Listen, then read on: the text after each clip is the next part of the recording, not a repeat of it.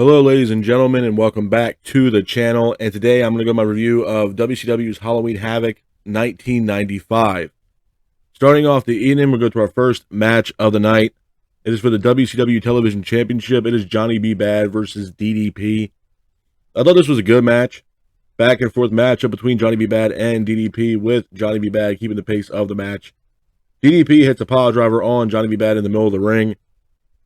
Max then goes to hit Johnny, but missed and end up hitting DDP. Johnny then capitalizes on this by going for the cover, pins for the 3, and your winner of the match, and at that time, new WCW Television Champion, is Johnny B. Bad.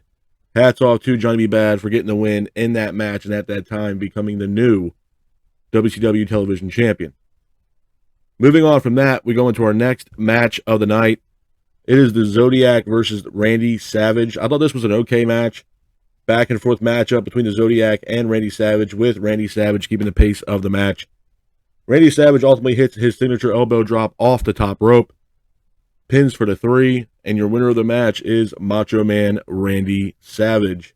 Hats off to the Macho Man Randy Savage for getting the win in this matchup. Moving on from that, we go into our next match of the night. It is Kurosama versus Hawk. I thought this was a good match. Back and forth matchup between Kurosama and Hawk, with Hawk keeping the pace of the match. Kurosama ultimately hits a fireman's carry slam on Hawk, pins him for the 3, and your winner of the match is Kurosama. Hats off to Kurosama for getting the win in that matchup. Moving on from that, we go into our next match of the night. It is JL versus Sabu. I thought this was an okay match. Back and forth matchup between JL and Sabu, with JL hitting a step up enziguri on Sabu. JL was keeping the pace of the match. JL then hits a moonsault off the top rope on Sabu on the middle of the ring. Sabu then gets up, hits a slingshot leg drop on JL for a near fall. JL then gets up, hits a springboard drop kick, sending Sabu off the top rope. But Sabu ultimately hits a springboard moonsault on JL, pins for the 3, and your winner of the match is Sabu. Hats off to Sabu for getting the win in that matchup. Moving on from that, we go into our next match of the night. It is Lex Luger versus Ming. I thought this was a good match. Back and forth matchup between Lex and Ming, with Lex keeping the pace of the match. Lex then unloads strikes on Ming in the corner. Ming then hits a pile driver on Lex for a near fall. Lex then hits a power slam on Ming. Ming then hits Lex with a spike. Sullivan then gets in the ring, hits Lex Luger, and your winner of the match by disqualification is Lex Luger. Hats off to Lex Luger for getting the win in that matchup. Moving on from that, we go into our next match of the night. It is a tag team matchup. It is Arn Anderson and Brian Pillman versus the Nature Boy Ric Flair and Sting. One thing I'll say about this match is that everybody came out to the ring except for Flair. Sting was kind of by himself for a little while in this matchup, kind of made it a handicap match, if you will. The match itself was a good match, back and forth match between both teams, with Sting hitting a press slam. Sting then was keeping the pace of the match. Flair then makes his way down to the ring. Arn then hits a spine buster on Sting.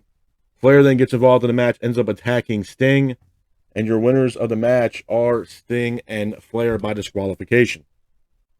Moving on from that, we go into our next match of the night. It is the Giant versus Hulk Hogan in a sumo monster truck match. I thought it was an okay matchup. Back and forth match between Giant and Hogan, with Hogan keeping the pace. Hogan ultimately gets the win in the sumo monster truck match. After the match, Giant gets out of the car, attacks Hulk Hogan, and then Hogan ultimately pushes the Giant off of the top of the Cow Palace Arena. And it was pretty much all set in a storyline leading up to the main event of Halloween Havoc 1995. Moving on from that, we go into our next match of the night. It is Lex Luger versus Randy Savage. I thought this was a good match. Back and forth matchup between Lex and Randy, with Lex keeping the pace of the match. Randy ultimately hits an elbow drop, pins for the 3, and your winner of the match is Randy Savage. Hats off to Randy Savage for getting the win in that matchup. Moving on from that, we go into our next match of the night. It is for the WCW Heavyweight Championship. It is Hulk Hogan versus the Giant.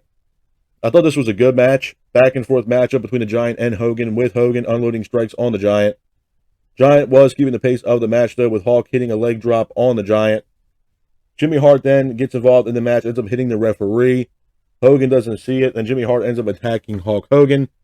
Giant then capitalizes on that, applies a bear hug on Hogan. Lex Luger and Randy make their way down to the ring. Lex then attacks Randy in the middle of the ring.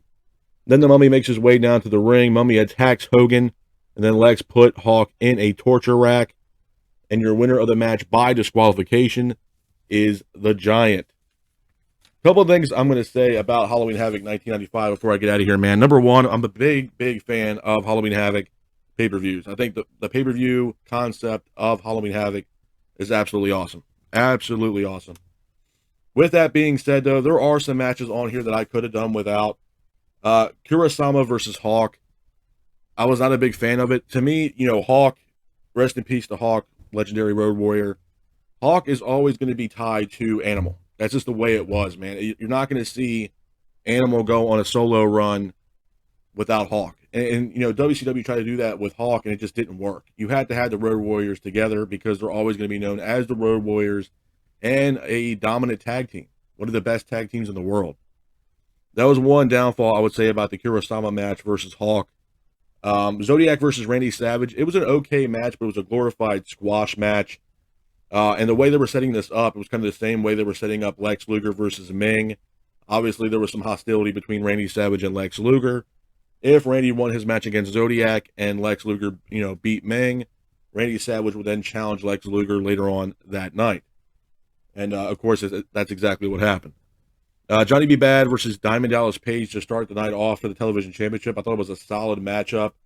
And again, man, back in the early, I would say 93, 94, especially 94, they were really, WCW was really pushing Johnny B. Bad to be a top star back in the day. So it was a decent match, and Johnny B. Bad ended up picking up the victory and becoming the new television champion at that time. The other match on here, too, that kind of, caught me off guard was JL versus Sabu. Sabu is an absolute legend in professional wrestling, a hardcore legend. Had matches over in Japan, FMW, obviously made a humongous name for himself over in ECW. Fantastic career, and an absolute legend. And to see him have his WCW debut, if you will, against a guy named JL, I have no idea who the JL guy is. But for what it's worth, JL really held his own in that matchup, man. The springboard drop kick, the moonsaults, absolutely phenomenal stuff. So it was great to see Sabu. Arn Anderson and Brian Pillman teaming up against Flair and Sting. It was a really good matchup. At first, you didn't really see Flair turning his back on Sting, but there was a little, cross-up on why Flair did not come to the ring with Sting. Now we know the reason why, because Flair ended up turning his back on Sting and attacking Sting in that matchup. The sumo monster truck match, I'm not a fan of. I'm not a big fan of gimmick matches, and that right there is one of the best definitions of why. I just think it's really lackadaisical. It's wrestling, man. I mean, I understand the entertainment aspect of it, but the sumo monster truck match, I just thought was an awful idea. I really did. I thought it was an awful idea. Not knowing that, and not even that, it's the fact that they were really hyping up the Giant. And the fact that you have Hogan, I believe it was at the Cow Palace in Detroit, or Cobra Hall. I think it was the Cow Palace. And to have Giant, get thrown off the arena, down to the parking lot below, quote unquote, and then have Giant walk back out. He's walking out to the ring with Kevin Sullivan. It wasn't needed. I felt like they could have just hyped that match up leading up to the main event and had Giant versus Hogan and have Giant beat Hogan fair and square and become the new World Heavyweight Champion. In my honest opinion. So I felt like the monster truck sumo match was not needed. Again, it was on top of the arena in Detroit at the time in 1995. It was just the way they booked it was just really lackadaisical. And obviously the main event, Giant versus Hulk Hogan for the WCW World Heavyweight Championship. It was a solid match. I mean, there was a lot going on at the end of that match with Lex and Randy coming out, Lex attacking Randy Savage, the Mummy coming out attacking Hogan, Jimmy Hart getting involved and turning his back on Hulk Hogan. So there was a lot going on in that matchup in itself. But all in all, it was a decent pay-per-view. I mean, I'm not going to sit here and say it was the best, but it damn sure was not the worst. If I had to give Halloween Havoc 1995 a solid rating from a 1 out of 10, I probably had to give it a solid 5 at best, man. But this is my review of Halloween Havoc 1995. I hope you guys are out there staying safe. Be careful, and remember, stay classic. Peace.